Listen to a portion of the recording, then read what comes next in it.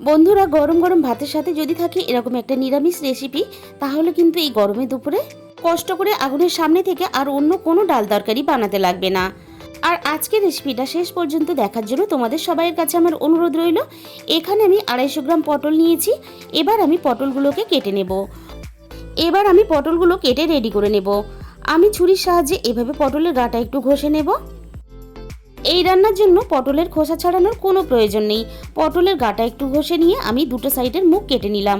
সব কটা পটল কিন্তু আমি একইভাবে গাটাকে খুব ভালোভাবে ঘষে নেব। যেহেতু পটলের গাটা একটু খসখসে থাকে, তাই এইভাবে পটলের গায়ের খোসাটা একটু ঘষে নিলেই হবে। আমি ছুরি দিয়ে একটু ঘষে নিচ্ছি, তোমরা চাইলে বটি দিয়েও এই কাজটা করে নিতে পারো। সব কটা পটল একইভাবে রেডি হয়ে গেছে। এবার আমি পরিষ্কার জল নিয়ে নিয়েছি একটা বাটির মধ্যে। খুব ভালোভাবে হাত দিয়ে কষলে কষলে এইভাবে পটলগুলোকে ধুয়ে ফেলবো। আগেও আমি পটলটা কাটার আগে ধুয়ে নিয়েছিলাম। পটলটা কাটার পরে আবারও আমি খুব ভালোভাবে পরিষ্কার জলে ধুয়ে নেব। বন্ধুরা, তোমরা হয়তো পটলের অনেক রকমের রেসিপি বানিয়ে খেয়েছো, তবে একবার হলো এই রেসিপিটা অবশ্যই ট্রাই করবে। সব কটা পটল আমি খুব ভালোভাবে ধুয়ে পরিষ্কার করে রেডি করে নিলাম। এবার আমি পটলগুলো একটা সাইডে সরিয়ে রেখে দেব। বাকি কাজটা আমি খুব ঝটপট করে নেব। এখানে দেখো একটা মাঝারি সাইজের টমেটো নিয়েছি। এবার টমেটোটাকে কেটে নেব। আর বন্ধুরা, এই রান্নাটা করতে কিন্তু খুব বেশি সময় লাগে না, বেশ ঝটপট হয়ে যায়। রান্নার জন্য যেগুলো প্রয়োজন হয় সেগুলো রেডি করতে যতটা সময় লাগে সেইটুকুই। আমি দেখো এখানে টমেটোটা কেটে নিয়েছি, আর টমেটোর সমস্ত দানাগুলো কিন্তু আমি খুব ভালোভাবে পরিষ্কার করে নেব। এই রান্নাতে টমেটোর দানা সমেত দিলে ভালো লাগবে না, তাই আমি টমেটোর সমস্ত দানাগুলো আমি পরিষ্কার করে ফেলে দিলাম। রান্নার জন্য আমি প্রথমে কড়াইয়ের মধ্যে কিছুটা প্রয়োজন মতো জল দিয়ে দিলাম।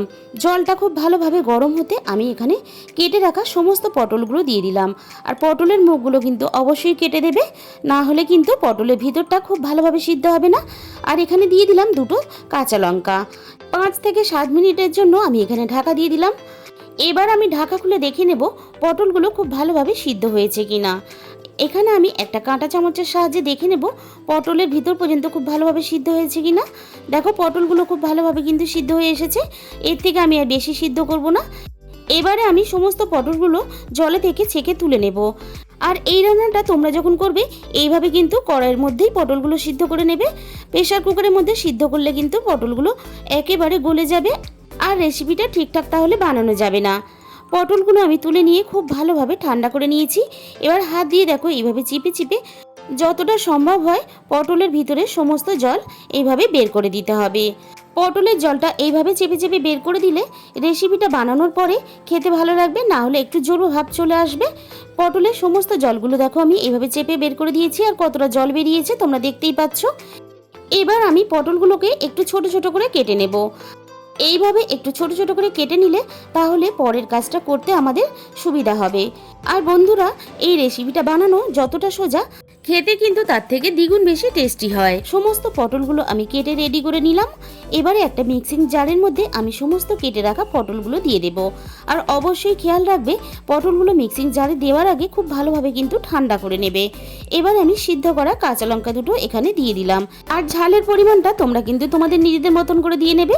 জল ছাড়া পটলগুলোকে এইভাবে সুন্দর করে পেস্ট বানিয়ে রেডি করে নিতে হবে। এবারে আমি আরও একটা মশলা বানানোর জন্য মিক্সিং জারের মধ্যে দিয়ে দিলাম হাফ চামচ পরিমাণ হলুদ সর্ষে, আর দিয়ে দেবো এখানে হাফ চামচ পরিমাণ কালো সর্ষে। আর আমি এখানে দিয়ে দেবো 1 চামচ পরিমাণ পোস্ত। পোস্তর পরিমাণটা তোমরা তোমাদের নিজেদের মতন করে ব্যবহার করবে। আর আমি এখানে দিয়ে দিলাম সামান্য পরিমাণ লবণ। সামান্য পরিমাণ লবণ দিলে সর্ষেটা তাহলে তেতো হওয়ার ভয় থাকবে না। আর আমি এখানে দিয়ে দিলাম সব শেষে অল্প একটু কোরানো নারকেল। প্রথমে আমি শুকনোভাবে সব কিছু একসাথে খুব ভালোভাবে একটু মিক্সিতে ঘুরিয়ে পেস্ট করে নিয়েছি। এবার আমি অল্প পরিমাণ জল দিয়ে আবারও আমি খুব ভালোভাবে সব কিছু একসাথে এরকম একটা মিহি পেস্ট রেডি করে নিলাম। এখানে আমি একটা মাঝারি সাইজের টিফিন বক্স নিয়ে নিয়েছি। এবারে আমি সমস্ত বেটে রাখা পটলগুলো টিফিন বক্সের মধ্যে প্রথমে ঢেলে নিলাম।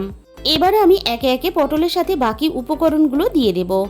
প্রথমে আমি দিয়ে দিলাম সর্ষে পোস্ত নারকেল দিয়ে যে আমরা পেস্টটা রেডি করেছিলাম, সেই পেস্টটা আমি এখানে দিয়ে দিলাম।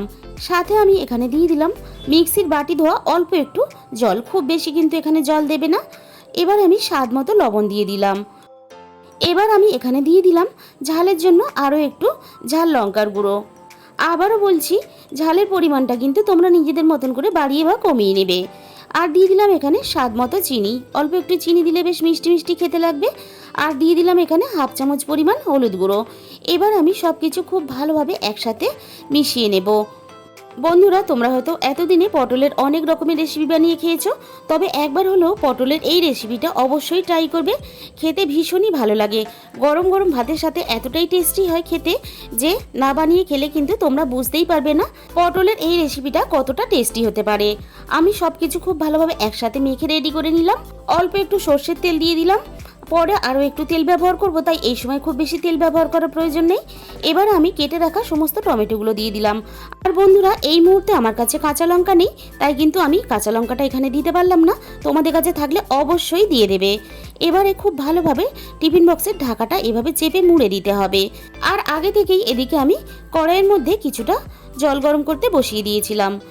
গ্যাসের ফ্লেমটা একেবারে লো করে দিয়ে আমি এবার জলের মধ্যে একটা স্ট্যান্ড দিয়ে দিলাম উল্টো করে।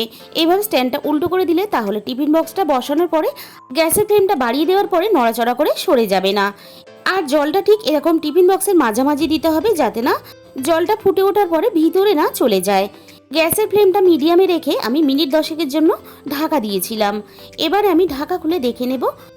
জলটা দেখো বেশ অনেকটাই কমে গেছে। এবারে আমি গ্যাসটাকে পুরোপুরি বন্ধ করে দিলাম। আর কড়াই থেকে টিফিন বক্সটা নামানোর সময় কিন্তু খুব সাবধানে নামাতে হবে, যাতে না গরম জলটা গায়ে লেগে যায়। টিফিন বক্সটা বেশ ঠান্ডা হয়ে এসেছে। এবারে আমি ঢাকা খুলে তোমাদের দেখিয়ে দেব। দেখো দেখতে কতটা লোভনীয় হয়েছে। আর টমেটোটাও এখানে বেশ ভালোভাবে নরম হয়ে গেছে। আর তোমাদের নিচ থেকে আমি দেখিয়ে দিচ্ছি উল্টে পাল্টে। এবার শুধু অপেক্ষা গরম গরম ভাতের। এবার আমি একটা বাটির মধ্যে তুলে তোমাদের পরিবেশন করে দেখিয়ে দেব।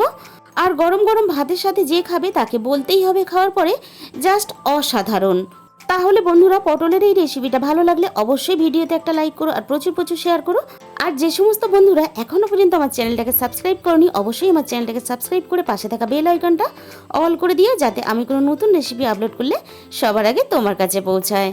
আর উপর থেকে আরও একটু আমি কাঁচা সর্ষের তেল দিয়ে দিলাম। আর এরকম সাজিয়ে গুছিয়ে এই রেসিপিটা যদি পরিবেশন করো তাহলে গ্যারেন্টি আরও একটু খিদে বেড়ে যাবে। রেসিপিটা শেষ পর্যন্ত দেখার জন্য তোমাদের সবাইকে অসংখ্য ধন্যবাদ।